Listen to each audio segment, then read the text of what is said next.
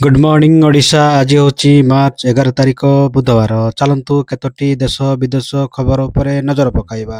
ସେଥିପାଇଁ ଭିଡ଼ିଓଟିକୁ ଶେଷ ପର୍ଯ୍ୟନ୍ତ ଦେଖନ୍ତୁ ଏବଂ ଗୋଟିଏ ଗୋଟିଏ ଲାଇକ୍ କରିଦିଅନ୍ତୁ। ଯଦି ଚ୍ୟାନେଲରେ ନୂଆରୁ ଆସିଛନ୍ତି ତାହେଲେ ସବସ୍କ୍ରାଇବ୍ କରି ବେଲ୍ ଆଇକନ୍ଟିକୁ ଦବାଇ ଦିଅନ୍ତୁ, ଯାହା ଫଳରେ ସର୍ବପ୍ରଥମେ ନୂଆ ନୂଆ ଅପଡେଟ୍ ଆପଣଙ୍କ ପାଖରେ ପହଞ୍ଚି ପାରିବ। ପ୍ରଥମ ଖବର ହେଉଛି କେନ୍ଦ୍ର ସରକାରଙ୍କୁ କଡ଼ା ନିର୍ଦ୍ଦେଶ। କୋଭିଡ-19 ଭ୍ୟାକ୍ସିନ୍ ଯୋଗୁଁ ଯେଉଁ ଜୀବନ ଯାଇଛି ସେମାନଙ୍କୁ କ୍ଷତିପୂରଣ ମିଳୁ ବୋଲି ଦାବି। ସୁପ୍ରିମକୋର୍ଟ କେନ୍ଦ୍ର ସରକାରଙ୍କୁ କଡ଼ା ନିର୍ଦ୍ଦେଶ ଦେଇଛନ୍ତି। ସୁପ୍ରିମକୋର୍ଟ କେନ୍ଦ୍ର ସରକାରଙ୍କୁ କରୋନା ଟିକାର ପାର୍ଶ୍ୱ ପ୍ରତିକ୍ରିୟା ଯୋଗୁଁ ହୋଇଥିବା ଆଘାତ କିମ୍ବା ମୃତ୍ୟୁ ପାଇଁ କ୍ଷତିପୂରଣ ନୀତି ପ୍ରସ୍ତୁତ କରିବାକୁ ନିର୍ଦ୍ଦେଶ ଦେଇଛନ୍ତି। ସୁପ୍ରିମକୋର୍ଟ ବିଚାରପତି ବିକ୍ରମ ନାଥ ଏବଂ ବିଚାରପତି ସନ୍ଦୀପ ମେହେଟ୍ଟାଙ୍କ ଖଣ୍ଡପୀଠ କରୋନା ଟିକାର ପାର୍ଶ୍ୱ ପ୍ରତିକ୍ରିୟା ଯୋଗୁଁ ମୃତ୍ୟୁବରଣ କରିଥିବା ପୀଡ଼ିତାଙ୍କ ପରିବାରଙ୍କୁ କ୍ଷତିପୂରଣ ପ୍ରଦାନ ପାଇଁ ଏକ ଆବେଦନ ସମାଧାନ କରିଛନ୍ତି। କୋଭିଡ-19 ଟିକାର ପାର୍ଶ୍ୱ ପ୍ରତିକ୍ରିୟା ଯୋଗୁଁ ମୃତ୍ୟୁ ହୋଇଥିବା ଅଭିଯୋଗରେ ଆବେଦନ ଶୁଣାଣି ହୋଇଥିଲା। ଆବେଦନଙ୍କର ମୃତକଙ୍କ ପାଇଁ କ୍ଷତିପୂରଣ ଦାବି କରାଯାଇଛି ବୋଲି ସୂଚନା ମିଳିଛି। ପରବର୍ତ୍ତୀ ଖବର, ଭୟଙ୍କର ହେଲା ଯୁଦ୍ଧ, ଏଣ୍ଟ୍ରି ମାରିଲା ଅଷ୍ଟ୍ରେଲିଆ, ବିଶ୍ୱରେ ଚହଳ। ଗତକାଲି ମଧ୍ୟପ୍ରାଚ୍ୟରେ ଯୁଦ୍ଧର 11ତମ ଦିନ। ଏହି 11 ଦିନରେ ଇସ୍ରାଏଲ ଏବଂ ଇରାନ ସମେତ ପ୍ରାୟ 15ଟି ଦେଶ ଭୟଙ୍କର କ୍ଷୟକ୍ଷତି ଦେଖିଛନ୍ତି।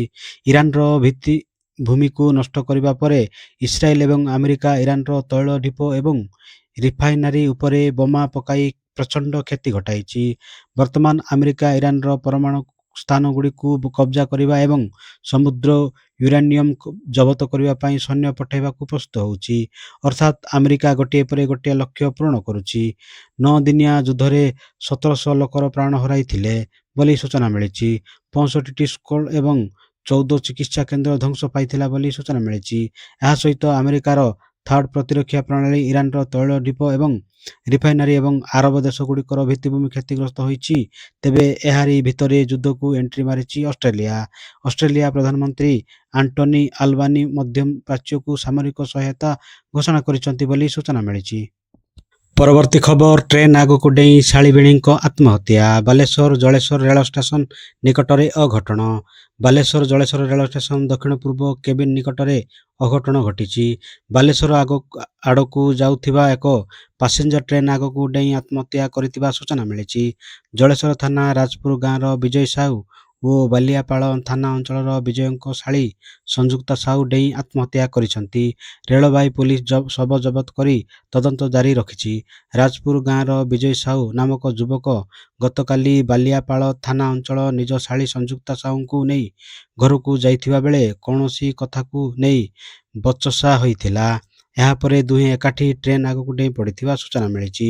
ଟ୍ରେନ୍ ଧକ୍କାରେ ଉଭୟ ଶାଳୀ ଭିଣେଇଙ୍କର ମୃତ୍ୟୁ ହୋଇଥିବା ଜଣାପଡ଼ିଛି।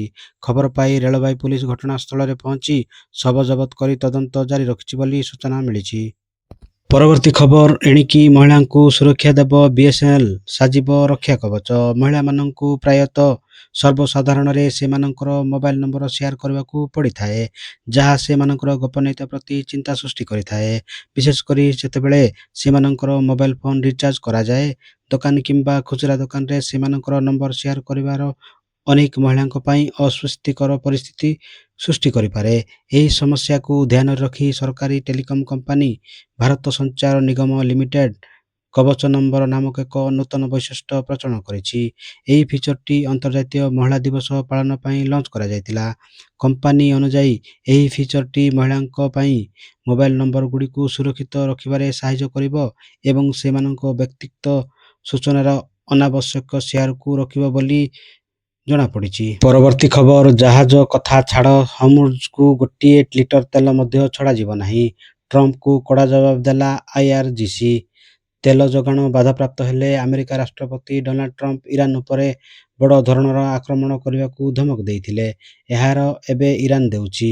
ଇରାନର ଇସଲାମିକ ରେଭଲ୍ୟୁସନ ଗାର୍ଡ କର୍ପୋରେସନ ଟ୍ରମ୍ପଙ୍କୁ କଡ଼ା ଜବାବ ଦେଇ କହିଛି ଯେ ତେଲ ଯୋଗାଣ ଓ ଦୂରର କଥା, ହର୍ମୁଜ ପ୍ରଣାଳୀ ଦେଇ ଗୋଟିଏ ଲିଟର ତେଲ ମଧ୍ୟ ଯିବାକୁ ଦିଆଯିବ ନାହିଁ ବୋଲି କହିଛନ୍ତି। ବିଶେଷଜ୍ଞମାନେ ହର୍ମୁଜ ପ୍ରଣାଳୀ ବନ୍ଦ କରିବା ପାଇଁ ଆଇଆର୍ସିଜିର ଘୋଷଣାକୁ ବିଶ୍ୱ ପାଇଁ ଏକ ଚେତାବନୀ ବୋଲି ବିଚାର କରୁଛନ୍ତି। ଏହା ଯୋଗୁଁ ଆଗାମୀ ଦିନରେ ଇନ୍ଧନ ମୂଲ୍ୟ ବୃଦ୍ଧି କରିବାର ଆଶଙ୍କା ରହିଛି ବୋଲି ସୂଚନା ମିଳିଛି।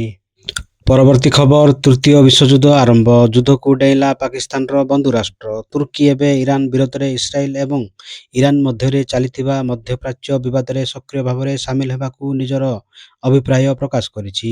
ତୁର୍କୀ ସେନା ଭୂମଧ୍ୟ ସାଗରରେ ଏକ ଇରାନୀ ବାଲିଷ୍ଟିକ୍ କ୍ଷେପଣାସ୍ତ୍ରକୁ ଖସାଇ ଦେଇଥିବା ରିପୋର୍ଟରେ ଏବେ ଯୁଦ୍ଧ ସ୍ଥିତି ଭୟଙ୍କର ହୋଇଛି। ଏହି ସମୟ ମଧ୍ୟରେ ଆସନ୍ତୁ ଜାଣିବା ଯେ ଇରାନ ତୁଳନାରେ ତୁର୍କୀର ସାମରିକ ଶକ୍ତି କେତେ ଶକ୍ତିଶାଳୀ। ଗ୍ଲୋବାଲ ଫାୟାର ପାୱାର ଇଣ୍ଡେକ୍ସ 2026 ଅନୁଯାୟୀ ତୁର୍କୀ ବର୍ତ୍ତମାନ ବିଶ୍ୱର ନବମ ସବୁଠାରୁ ଶକ୍ତିଶାଳୀ ସାମରିକ ଶକ୍ତି ରଖିଛି। ଗତ 10 ବର୍ଷ ମଧ୍ୟରେ ଅଙ୍କାକାରର ଏହାର ସାମରିକ ଶକ୍ତିକୁ ଆଧୁନିକରଣ କରିବାରେ ବହୁ ପରିମାଣରେ ନିବେଶ କରିଛି। ଉନ୍ନତ ପ୍ରଯୁକ୍ତି ବିଦ୍ୟା, ସ୍ୱଦେଶୀ ଅସ୍ତ୍ରଶସ୍ତ୍ର ଏବଂ ଏକ ଶକ୍ତିଶାଳୀ ବାୟୁସେନା ଉପରେ ଧ୍ୟାନ ଦେଇଛି ବୋଲି ସୂଚନା ମିଳିଛି। ପରବର୍ତ୍ତୀ ଖବର ଦକ୍ଷିଣ ପଶ୍ଚିମ ଓଡ଼ିଶାକୁ ନୂତନ ଅମୃତ ଭାରତ ଟ୍ରେନ୍ କେନ୍ଦ୍ରର ଅନୁମୋଦନ। ଓଡ଼ିଶାରେ ରେଳ ସଂଯୋଗୀକରଣକୁ ପ୍ରୋତ୍ସାହନ। କେନ୍ଦ୍ର ସରକାର ତାମିଲନାଡୁର କୋଏମ୍ବାଟୁର ଜିଲ୍ଲା ପତନୁର ଏବଂ ଝାଡ଼ଖଣ୍ଡର ଧନବାଦକୁ ସଂଯୋଗ କରିବା ପାଇଁ ଏକ ନୂତନ ଅମୃତ ଭାରତ ଟ୍ରେନ୍ ସେବା ଆରମ୍ଭ ପାଇଁ ଅନୁମୋଦନ ପ୍ରଦାନ କରିଛନ୍ତି। କେନ୍ଦ୍ର ରେଳମନ୍ତ୍ରୀ ଅଶ୍ୱିନୀ ବୈଷ୍ଣବ ଏକ ଚିଠି ମାଧ୍ୟମରେ ମୁଖ୍ୟମନ୍ତ୍ରୀ ମୋହନ ଚରଣ ମାଝୀଙ୍କୁ ଏହି ସୂଚନା ଦେଇଛନ୍ତି। ସୂଚନାଯୋଗ୍ୟ ଯେ ନୂତନ ଭାବେ ଅନୁମୋଦନ ପାଇଥିବା ଅମୃତ ଭାରତ ଟ୍ରେନ୍ ଝାଡ଼ଖଣ୍ଡ ରାଞ୍ଚି ପହଞ୍ଚିବା ପୂର୍ବରୁ ରାୟଗଡ଼ା, ମୁନିଗୁଡ଼ା, କେସିଙ୍ଗା, ଟିଟିଲାଗଡ଼, ବଲାଙ୍ଗୀର, ବରଗଡ଼ ରୋଡ, ସମ୍ବଲପୁର, ଝାରସୁଗୁଡ଼ା ଏବଂ ରାଉରକେଲା ସମେତ ଓଡ଼ିଶାର ଅନେକ ଗୁରୁତ୍ୱପୂର୍ଣ୍ଣ ଷ୍ଟେସନ ଦେଇ ଯିବ। ଏହି ରେଳ ସେବା ଆରମ୍ଭ ହେବା ଦ୍ୱାରା ପଶ୍ଚିମ ଏବଂ ଦକ୍ଷିଣ ଓଡ଼ିଶାର ଯାତ୍ରୀମାନେ ଯାତ୍ରା ଲାଭ ଉଠାଇ ପାରିବେ ବୋଲି ସୂଚନା ମିଳିଛି। ପରବର୍ତ୍ତୀ ଖବର ଯୁଦ୍ଧକୁ ନେଇ ନବୀନ ଦେଲେ ବଡ଼ ସୂଚନା। ଓଡ଼ିଶା ସରକାରଙ୍କୁ କଲେ ଏହି ଅନୁରୋଧ। ଇରାନ ଆମେରିକା ଯୁଦ୍ଧ ସୋମବାର ସୁଦ୍ଧା 10 ଦିନ ଅତିକ୍ରମ କରିଛି। ପଛକୁ ହଟିବାକୁ କୌଣସି ପକ୍ଷ ରାଜି ନଥିବାରୁ ଦିନକୁ ଦିନ ଯୁଦ୍ଧ ପ୍ରକୋପ ବଢ଼ି ଚାଲିଛି। ଏହି ସମୟରେ ଯୁଦ୍ଧକୁ ନେଇ ଓଡ଼ିଶାର ପୂର୍ବତନ ମୁଖ୍ୟମନ୍ତ୍ରୀ ତଥା ବିରୋଧୀ ଦଳ ନେତା ନବୀନ ପଟ୍ଟନାୟକଙ୍କ ବଡ଼ ସୂଚନା ଦେଇଛନ୍ତି ଯେ ସେ କହିଛନ୍ତି, ମୁଁ ବୁଝୁଛି ଯେ ଲକ୍ଷାଧିକ ଓଡ଼ିଆ ଲୋକଙ୍କ ମଧ୍ୟ ପ୍ରାଚ୍ୟର ପଶିଛନ୍ତି। ଭାରତ ସରକାର ଓ ଓଡ଼ିଶା ସରକାରଙ୍କୁ ଅନୁରୋଧ କରୁଛି କି ସେମାନଙ୍କ ସୁରକ୍ଷିତ ଫେରିବା ପାଇଁ ଶୀଘ୍ର ବ୍ୟବସ୍ଥା କରନ୍ତୁ ବୋଲି ନବୀନ ପଟ୍ଟନାୟକ କହିଛନ୍ତି। ମାର୍ଚ୍ଚ 5 ସୁଦ୍ଧା ମୋଟ 14,992 ଫସି ରହିଥିବା ଯାତ୍ରୀଙ୍କୁ ଭାରତ ଫେରାଇ ଅଣାଯାଇଛି ବୋଲି ମୁଖ୍ୟମନ୍ତ୍ରୀ କହିଛନ୍ତି ବୋଲି ସୂଚନା ମିଳିଛି। ପରବର୍ତ୍ତୀ ଖବର ସୁରକ୍ଷା ଘେରାକୁ ଭାଙ୍ଗି ଠେଲାବାଲା ସହ ଦେଖା କରିବା ପାଇଁ ପହଞ୍ଚିଲେ ରାହୁଲ ଗାନ୍ଧୀ। ନିର୍ବାଚନ ଆସିବା ମାତ୍ରେ ହିଁ ଭୋଟରମାନଙ୍କୁ ନିଜ ପକ୍ଷରେ କରିବା ପାଇଁ ନେତାମାନେ ବିଭିନ୍ନ ପ୍ରକାର ଉପାୟ ଆପଣାଉଛନ୍ତି। ଏହା ମଧ୍ୟରେ କଂଗ୍ରେସର ଅଧ୍ୟକ୍ଷ ରାହୁଲ ଗାନ୍ଧୀ ବି ନିଜ ନିର୍ବାଚନର ପ୍ରଚାରରେ ଲାଗି ଯାଇଛନ୍ତି। କିନ୍ତୁ ବର୍ତ୍ତମାନ ତାଙ୍କ ସହିତ ହୋଇଥିବା ଏକ ଘଟଣା ବହୁତ ଚର୍ଚ୍ଚାର ବିଷୟ ପାଲଟିଛି। କହିବାକୁ ଗଲେ ରାହୁଲ ଗାନ୍ଧୀ ଦେବଭୂମିକୁ ନିର୍ବାଚନ ପ୍ରଚାର ପାଇଁ ଯାଇଥିଲେ, ଯେଉଁଠାରେ ତାଙ୍କର ପୁରୁଣା ସ୍ମୃତି ତାଜା ହୋଇଗଲା। ରାହୁଲ ଗାନ୍ଧୀ ନିର୍ବାଚନର ପ୍ରଚାର କରିବା ସମୟରେ ସୁରକ୍ଷା ଘେରାକୁ ଭାଙ୍ଗି ଏକ ଠେଲାବାଲା ପାଖକୁ ଗଲେ ଏବଂ ତାଙ୍କଠାରୁ ବାଦାମ ଏବଂ ଚିକି କିଣି କରି ଖାଇଲେ। କହିବାକୁ ଗଲେ ରାହୁଲ ଗାନ୍ଧୀ ଏହିଭଳି ଉପାୟ କରି ଲୋକମାନଙ୍କ ସହ ସିଧା ସମ୍ପର୍କ କରିବାକୁ ଚେଷ୍ଟା କରନ୍ତି। କିନ୍ତୁ ଏହି ଘଟଣା 2017ର ଉତ୍ତରାଖଣ୍ଡ ବିଧାନସଭା ନିର୍ବାଚନ ସମୟର ଅଟେ ବୋଲି ସେତେବେଳେ ସେ ଏକ ବଡ଼ ପ୍ରଶ୍ନ ବି ପଚାରିଥିଲେ। ପରବର୍ତ୍ତୀ ଖବର ମଧ୍ୟପ୍ରାଚ୍ୟ ଯୁଦ୍ଧ ଭିତରେ ସରକାରଙ୍କ ବଡ଼ ପଦକ୍ଷେପ। ଦେଶବ୍ୟାପୀ ଲାଗୁ କଲେ ଏସ୍ମା। ଜାଣନ୍ତୁ ଏହା କ'ଣ? ମଧ୍ୟପ୍ରାଚ୍ୟର ଉତ୍ତେଜନା ପ୍ରଭାବ ସାରା ବିଶ୍ୱରେ ପଡ଼ିଛି। ଭାରତରେ ଏଲ୍‌ପିଜି ସିଲିଣ୍ଡର ସଙ୍କଟ ରିପୋର୍ଟରେ ଆସୁଛି। ଏହା ଭିତରେ କେନ୍ଦ୍ର ସରକାର ଏକ ଗୁରୁତ୍ୱପୂର୍ଣ୍ଣ ପଦକ୍ଷେପ ନେଇଛନ୍ତି। ଦେଶବ୍ୟାପୀ ଏସ୍ମା ବା ପ୍ରାଥମିକ ସେବା ରକ୍ଷଣାବେକ୍ଷଣ ଆଇନ ଲାଗୁ କରାଯାଇଛି। ଘରୋଇ ରନ୍ଧନ ଗ୍ୟାସ୍ ବା ଏଲ୍‌ପିଜିର ନିରବଚ୍ଛିନ୍ନ ଯୋଗାଣ ସୁନିଶ୍ଚିତ କରିବା ପାଇଁ ସରକାର ଅତ୍ୟାବଶ୍ୟକୀୟ ସାମଗ୍ରୀ ବା ଏସ୍ମା ଆଇନ ଲାଗୁ କରିଛନ୍ତି। ଏହା ରିଫାଇନାରି ଏବଂ ପେଟ୍ରୋକେମିକାଲ ୟୁନିଟ୍‌ଗୁଡ଼ିକୁ ଏଲ୍‌ପିଜି ଉତ୍ପାଦନକୁ ସର୍ବାଧିକ କରିବା ଏବଂ ପ୍ରମୁଖ ହାଇଡ୍ରୋଜେନ୍ ଉତ୍ସଗୁଡ଼ିକୁ ଏଲ୍‌ପିଜି ପୁଲ୍‌କୁ ଉଠାଇବା ପାଇଁ ନିର୍ଦ୍ଦେଶ ଦେଇଛନ୍ତି। ଏହା ଲାଗୁ ହେବା ଦ୍ୱାରା ସେକ୍ଟରକୁ ପୁଲ୍ ସପ୍ଲାଇକୁ ପ୍ରାଥମିକ ଦିଆଯିବ ବୋଲି ସୂଚନା ମିଳିଛି। ପରବର୍ତ୍ତୀ ଖବର ସରକାରଙ୍କ ବଡ଼ ନିଷ୍ପତ୍ତି। ବଦଳିଗଲା ଗ୍ୟାସ୍ ବୁକିଂ ନିୟମ। ଏବେ 25 ଦିନ ପୂର୍ବରୁ ମିଳିବନି ନୂଆ ଗ୍ୟାସ୍। ମଧ୍ୟପ୍ରାଚ୍ୟରେ ବୃଦ୍ଧି ପାଉଥିବା ସାମରିକ ଉତ୍ତେଜନାର ତାପ ଏବେ ଭାରତରେ ଦେଖିବାକୁ ମିଳିଛି। ଇରାନ ଆମେରିକା ବିବାଦ ଯୋଗୁଁ ସାମୁଦ୍ରିକ ବାଣିଜ୍ୟ ମାର୍ଗ, ବିଶେଷ କରି ହର୍ମୁଜ୍ ପ୍ରଣାଳୀରେ ବାଧା ସୃଷ୍ଟି ହେବା ଦ୍ୱାରା ଭାରତର ଏଲ୍‌ପିଜି ଯୋଗାଣ ବ୍ୟବସ୍ଥା ବାଧାପ୍ରାପ୍ତ ହୋଇଛି। ଏହା ଫଳରେ ଅନେକ ରାଜ୍ୟରେ ବାଣିଜ୍ୟିକ ଗ୍ୟାସ୍‌ର ଅଭାବ ଦେଖାଦେଇଛି ଏବଂ ଘରୋଇ ସିଲିଣ୍ଡର ବୁକିଂ ନିୟମକୁ କଡ଼ାକଡ଼ି କରାଯାଇଛି ବୋଲି କୁହାଯାଇଛି। ଘରୋଇ ରନ୍ଧନ ଗ୍ୟାସ୍ ବୁକିଂ ନିୟମରେ ଏବେ ବଡ଼ ପରିବର୍ତ୍ତନ କରାଯାଇଛି। ଲୋକଙ୍କୁ ନୂଆ ସିଲିଣ୍ଡର ପାଇଁ ଅତି କମ୍‌ରେ 25 ଦିନ ଅପେକ୍ଷା କରିବାକୁ ପଡ଼ିବ। ଏହି ନିୟମ କାର୍ଯ୍ୟ କାର୍ଯ୍ୟକାରୀ କରିବା ପାଇଁ ଗ୍ୟାସ୍ ଏଜେନ୍ସିଗୁଡ଼ିକ ସେମାନଙ୍କର ସଫ୍ଟୱେର୍ ଅପଡେଟ୍ କରିଛନ୍ତି। ଏହି ପରିବର୍ତ୍ତନ ସତ୍ତ୍ୱେ ବୁକିଂର 24 ଘଣ୍ଟା ମଧ୍ୟରେ ସିଲିଣ୍ଡର ଡେଲିଭରି କରାଯିବ ବୋଲି ସୂଚନା ମିଳିଛି। ପରବର୍ତ୍ତୀ ଖବର, ଗୁଳି କରି ସ୍ତ୍ରୀକୁ ହତ୍ୟା କଲେ ଯୁବକ, ଅଭିଯୁକ୍ତ ଅଟକ। ଗୁଳି କରି ସ୍ତ୍ରୀକୁ ହତ୍ୟା କଲେ ଯୁବକ। ଫିରିଙ୍ଗିଆ ଥାନା ଅଞ୍ଚଳରେ ଏଭଳି ଅଭାବନୀୟ ଘଟଣା ଘଟିଛି। ଗୁଳିମାଡ଼ରେ ଅନ୍ୟ ଜଣେ ଗ୍ରାମବାସୀ ମଧ୍ୟ ଗୁରୁତର ହୋଇଛନ୍ତି। ତାଙ୍କୁ ଡାକ୍ତରଖାନାରେ ଭର୍ତ୍ତି କରାଯାଇଛି ବୋଲି ସୂଚନା ମିଳିଛି। ପୁଲିସ ଅଭିଯୁକ୍ତଙ୍କୁ ଅଟକ ରଖି ତଦନ୍ତ କରୁଛି। ସୂଚନା ଅନୁଯାୟୀ ମଙ୍ଗଳବାର ସକାଳେ ଗଛାପଡ଼ା ଥାନା କଟାପାଙ୍ଗା ଗ୍ରାମର ନରୋତ୍ତମ ବେହେରା ଓ ତାଙ୍କ ସ୍ତ୍ରୀ ସୁଚିତ୍ରା କୌଣସି କାମରେ ଫିରିଙ୍ଗିଆ ଯାଉଥିଲେ। ସକାଳ ପ୍ରାୟ 9ଟା ବେଳେ ବଗାରିମୁଣ୍ଡା ଛକ ନିକଟରେ କାଣ୍ଡ୍ରାବାଲି ପଞ୍ଚାୟତର ସରୁପଡ଼ା ଗ୍ରାମର ବିରଞ୍ଚି ବେହେରା ପଛରୁ ଆସି ଏକ ଦେଶୀ ବନ୍ଧୁକରେ ନରୋତ୍ତମଙ୍କ ଉପରକୁ ଗୁଳି ଚଳାଇଥିଲେ। ଫଳରେ ତାଙ୍କର ଗୋଡ଼, ଜଙ୍ଘ ସମେତ ଶରୀର ବିଭିନ୍ନ ସ୍ଥାନରେ ଗଭୀର ଆଘାତ ଲାଗିଥିଲା। ଏହାପରେ ବିରଞ୍ଚି ନିଜ ଘରକୁ ଯାଇ ସ୍ତ୍ରୀ ଲିଲି ବେହେରାଙ୍କୁ ଗୁଳି କରିଥିଲେ। ଫଳରେ ଘଟଣାସ୍ଥଳରେ ଲିଲିଙ୍କ ମୃତ୍ୟୁ ହୋଇଥିଲା ବୋଲି ଜଣାପଡ଼ିଛି। ପରବର୍ତ୍ତୀ ଖବର, ଯୁଦ୍ଧ ମଧ୍ୟରେ ଚାଇନାର ବଡ଼ ନିଷ୍ପତ୍ତି। ଏହି ଘୋଷଣା କରି ସାରା ବିଶ୍ୱକୁ ଚମକାଇ ଦେଲା ଚାଇନା। ଆଜି ମଧ୍ୟପ୍ରାଚ୍ୟରେ ଯୁଦ୍ଧର 11ତମ ଦିନ। ଆମେରିକା ଏବଂ ଇସ୍ରାଏଲ ନିରନ୍ତର ଇରାନ ଉପରେ ଆକ୍ରମଣ କରୁଛନ୍ତି। ଇରାନ ମଧ୍ୟ ଉଭୟ ଦେଶ ବିରୁଦ୍ଧରେ ପ୍ରତିଶୋଧ ନେଉଛି। ମଧ୍ୟପ୍ରାଚ୍ୟରେ ଯୁଦ୍ଧ ହେବାର ଆଶଙ୍କା କରି ଅନ୍ୟ ଦେଶମାନେ ମଧ୍ୟ ପ୍ରସ୍ତୁତି ଆରମ୍ଭ କରିଦେଇଛନ୍ତି। ଚାଇନା ଏହି ଦିଗରେ ପଦକ୍ଷେପ ନେଇଛି। ବିଶ୍ୱ ଅସ୍ଥିରତା ଏବଂ ସୁରକ୍ଷା ଉତ୍ତେଜନା ମଧ୍ୟରେ ଚାଇନା ଏହାର ପ୍ରତିରକ୍ଷା ବଜେଟକୁ ଯଥେଷ୍ଟ ବୃଦ୍ଧି କରିଛି। ଘୋଷଣାରେ ଚାଇନା କହିଛି ଯେ ସେ 2024 ପାଇଁ ଏହାର ପ୍ରତିରକ୍ଷା ବଜେଟ 7%କୁ ବୃଦ୍ଧି କରୁଛି। ଏହି ଆନୁପାତିକ ବୃଦ୍ଧି ଗତ 3 ବର୍ଷ ଧରି ଚାଇନା ଦ୍ୱାରା ବଜାୟ ରହିଥିବା ବାର୍ଷିକ 7.2% ବୃଦ୍ଧି ତୁଳନାରେ ସାମାନ୍ୟ କମ୍। ମଧ୍ୟପ୍ରାଚ୍ୟରେ ଚାଲିଥିବା ଯୁଦ୍ଧ ମଧ୍ୟରେ ଚାଇନାର ପ୍ରତିରକ୍ଷା ବଜେଟ ଘୋଷଣା ସାଧାରଣତଃ ଗ୍ରହଣୀୟ ଏବଂ ଆନ୍ତର୍ଜାତୀୟ ଦୃଷ୍ଟି ପାଇନାହିଁ ବୋଲି ସୂଚନା ମିଳିଛି। ପରବର୍ତ୍ତୀ ଖବର, ଲାଗୁ ହେଲା ଏସ୍ମା। ହେଲେ କାହିଁକି କେନ୍ଦ୍ର ସରକାର ନେଲେ ଏତେ ବଡ଼ ନିଷ୍ପତ୍ତି? କ'ଣ ଏହି ଏସ୍ମା? ଦେଶରେ ପ୍ରାକୃତିକ ଗ୍ୟାସ୍ ଯୋଗାଣ ସୁନିଶ୍ଚିତ କରିବା ପାଇଁ କେନ୍ଦ୍ର ସରକାର ଏକ ବଡ଼ ନିଷ୍ପତ୍ତି ନେଇଛନ୍ତି। ଏଥିପାଇଁ ସରକାର ଦେଶର ଅତ୍ୟାବଶ୍ୟକ ସାମଗ୍ରୀ ଆଇନ ଲାଗୁ କରିଛନ୍ତି। କେନ୍ଦ୍ର ସରକାର ଏ ସମ୍ପର୍କରେ ଏକ ବିଜ୍ଞପ୍ତି ମଧ୍ୟ ଜାରି କରିଛନ୍ତି, ଯେଉଁଥିରେ ଗ୍ୟାସ୍ କମ୍ପାନୀଗୁଡ଼ିକୁ ପ୍ରାଥମିକତା କ୍ଷେତ୍ର ଅନୁଯାୟୀ ଗ୍ୟାସ୍ ଯୋଗାଣ କରିବାକୁ ନିର୍ଦ୍ଦେଶ ଦିଆଯାଇଛି। ସରକାର ନିର୍ଦ୍ଦେଶ ଦେଇଛନ୍ତି ଯେ ଘରୋଇ ଗ୍ରାହକ, ସିଏନ୍ଜି ଏବଂ ପିଏନ୍ଜି ଏବଂ ଅତ୍ୟାବଶ୍ୟକ ସେବାଗୁଡ଼ିକ ଯୋଗାଣରେ ପ୍ରାଥମିକତା ଦିଆଯିବ, ଯେତେବେଳେ କିଛି ଶିଳ୍ପକୁ ସୀମିତ ଗ୍ୟାସ୍ ଯୋଗାଣ ସୁନିଶ୍ଚିତ କରାଯିବ ବୋଲି ସୂଚନା ଦେଇଛନ୍ତି। ପରବର୍ତ୍ତୀ ଖବର, ଆଫଗାନିସ୍ତାନ ଓ ଶ୍ରୀଲଙ୍କା ସିରିଜରେ ଲାଗିବ ବ୍ରେକ୍। ୟୁଏଇରେ ଯୁଦ୍ଧ ସ୍ଥିତି ପାଇଁ ଚିନ୍ତାରେ ଆୟୋଜକ। ଆଫଗାନିସ୍ତାନ ଓ ଶ୍ରୀଲଙ୍କା ମଧ୍ୟରେ ଆସନ୍ତା 13 ତାରିଖ ଠାରୁ ଆରମ୍ଭ ହେବାକୁ ଥିବା ସୀମିତ ଓଭର କ୍ରିକେଟ ସିରିଜ ସ୍ଥଗିତ ହେବାର ଆଶଙ୍କା ଦେଖାଦେଇଛି। ଖୁବ୍ ଶୀଘ୍ର ଉଭୟ କ୍ରିକେଟ ବୋର୍ଡ ଏ ବିଷୟରେ ଘୋଷଣା କରିବେ। ଆଫଗାନିସ୍ତାନ 3 ମ୍ୟାଚ୍ ବିଶିଷ୍ଟ ଦିନିକିଆ ଓ ଟି20 ସିରିଜକୁ ୟୁଏଇରେ ଆୟୋଜନ କରିବାକୁ ନିଷ୍ପତ୍ତି ନେଇଥିଲା। ମାତ୍ର ବର୍ତ୍ତମାନ ମଧ୍ୟପ୍ରାଚ୍ୟରେ ଲାଗି ରହିଥିବା ଯୁଦ୍ଧକୁ ନେଇ ୟୁଏଇରେ ଖେଳିବା ସମ୍ଭବ ନୁହେଁ। ଏହି ସିରିଜ ପାଇଁ ଆଫଗାନିସ୍ତାନର ନୂଆ ଅଧିନାୟକ ଓ କୋଚ୍ ନିଯୁକ୍ତି କରି ସାରିଥିଲା। ରସିଦ୍ ଖାନଙ୍କ ସ୍ଥାନରେ ଇବ୍ରାହିମ୍ ଜାଡ୍ରାନ୍ ନୂଆ ଟି20 ଅଧିନାୟକ ନିଯୁକ୍ତ ହୋଇଥିଲେ। ସେହିପରି ରିଚାର୍ଡ ପାଇସରଙ୍କୁ କୋଚ୍ ଭାବେ ନିଯୁକ୍ତି ମିଳିଥିଲା। ପରବର୍ତ୍ତୀ ଖବର, ଟିମ୍ ଇଣ୍ଡିଆ ପାଇଁ 131 କୋଟି ଟଙ୍କାର ପୁରସ୍କାର ରାଶି ଘୋଷଣା କଲା ବିସିସିଆଇ।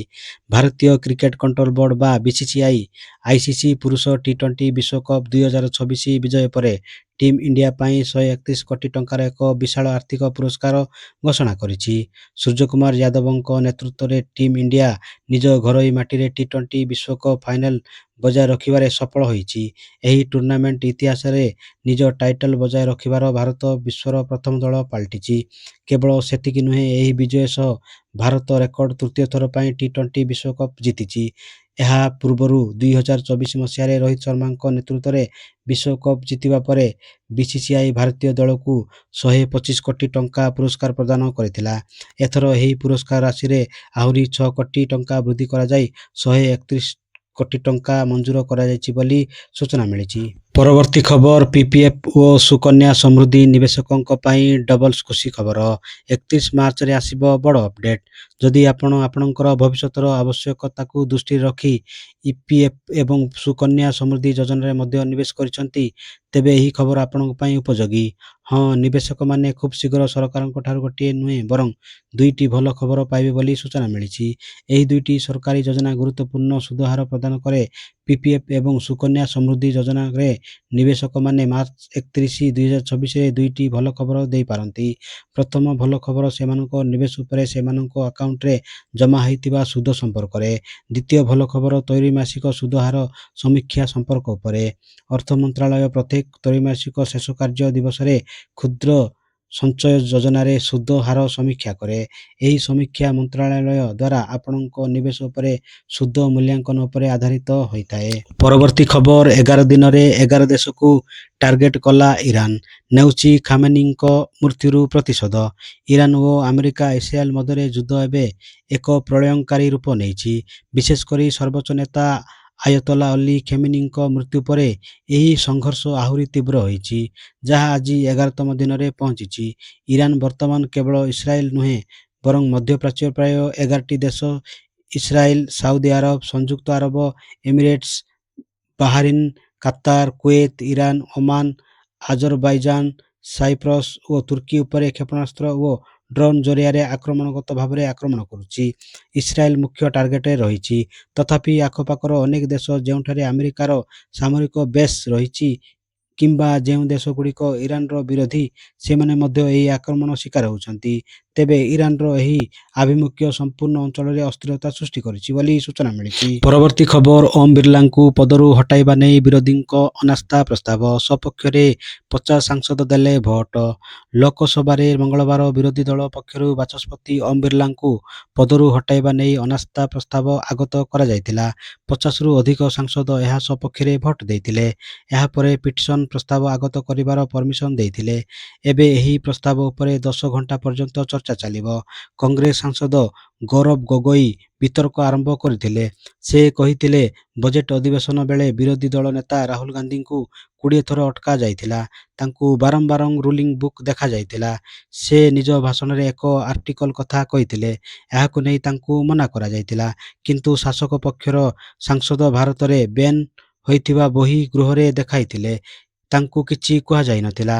ଏଭଳି ଭାବରେ ଭେଦଭାବ ଗ୍ରହଣୀୟ ନୁହେଁ ବୋଲି ସଂସଦ ଦଳ ତାଙ୍କୁ ହଟାଇବା ପାଇଁ ବୋଲି ଭୋଟିଂ ପ୍ରୋସେସ ଆରମ୍ଭ କରିଛନ୍ତି ବୋଲି ସୂଚନା ମିଳିଛି। ପରବର୍ତ୍ତୀ ଖବର ବ୍ୟବସାୟିକ ଏଲପିଜି ସିଲିଣ୍ଡର ଯୋଗାଣ ଉପରେ ପ୍ରତିବନ୍ଧକ ପରେ ଚିନ୍ତାରେ ହୋଟେଲ ଓ ରେଷ୍ଟୁରାଣ୍ଟ ବ୍ୟବସାୟୀ। ହୋଟେଲ ଓ ରେଷ୍ଟୁରାଣ୍ଟ ବ୍ୟବସାୟୀ ଗ୍ୟାସ ସିଲିଣ୍ଡର ଯୋଗାଣ ବନ୍ଦ ପରେ ଚିନ୍ତାରେ ମାଲିକ। ହୋଟେଲ ଶିଳ୍ପକୁ ଗ୍ୟାସ ବନ୍ଦ ନ କରିବାକୁ କେନ୍ଦ୍ର ପେଟ୍ରୋଲିୟମ ଓ ଗ୍ୟାସ ମନ୍ତ୍ରୀଙ୍କ ଉଦ୍ଦେଶ୍ୟରେ ଦାବିପତ୍ର ଦେଲା ଓଡ଼ିଶା ରେଷ୍ଟୁରାଣ୍ଟ ଓ ହୋଟେଲ ସଂଘ ହାର। ବର୍ତ୍ତମାନ ପ୍ରାୟ 20% କମର୍ସିଆଲ ଗ୍ୟାସ ସପ୍ଲାଏ ବନ୍ଦ କରାଯାଇଛି। ଏଥିପାଇଁ ହୋଟେଲ ଓ ରେଷ୍ଟୁରାଣ୍ଟମାନେ ବହୁ ଅସୁବିଧା ସମ୍ମୁଖୀନ ହେଉଛନ୍ତି। ଦେଶର ବଡ଼ ବଡ଼ ସହର ସବୁରେ ବର୍ତ୍ତମାନ ହୋଟେଲ ବନ୍ଦ ହେବା ଆରମ୍ଭ ହୋଇଗଲାଣି। ହୋଟେଲ ଓ ରେଷ୍ଟୁରାଣ୍ଟଗୁଡ଼ିକ ଦୈନନ୍ଦିନ କାର୍ଯ୍ୟ ସମ୍ପୂର୍ଣ୍ଣ ଭାବେ ବ୍ୟବସାୟିକ ଏଲପିଜି ସିଲିଣ୍ଡର ଉପରେ ନିର୍ଭର କରେ। ମାତ୍ର ହଠାତ୍ ବ୍ୟବସାୟିକ ଗ୍ୟାସ ସିଲିଣ୍ଡର ଯୋଗାଣ ବନ୍ଦ କିମ୍ବା କମିଯିବାରୁ ହୋଟେଲରେ ଖାଦ୍ୟ ପ୍ରସ୍ତୁତି ଓ ସେବା ଗୁରୁତର ଭାବେ ପ୍ରଭାବିତ ହେଉଛି। ଏହି ପରିସ୍ଥିତି ଜାରି ରହିଲେ ଅନେକ ହୋଟେଲ ଓ ରେଷ୍ଟୁରାଣ୍ଟ ବନ୍ଦ ରହିବାକୁ ପଡ଼ିପାରେ ବୋଲି ସୂଚନା ମିଳିଛି। ଆଜି ପାଇଁ ଏତିକି। ପୁଣି ନେଇ ଆସିବି ଲେଟେଷ୍ଟ ଅପଡେଟ୍। ସେ ପର୍ଯ୍ୟନ୍ତ ବିଦାୟ ନେଉଛି। ଜୟ ହିନ୍ଦ, ଜୟ ଭାରତ।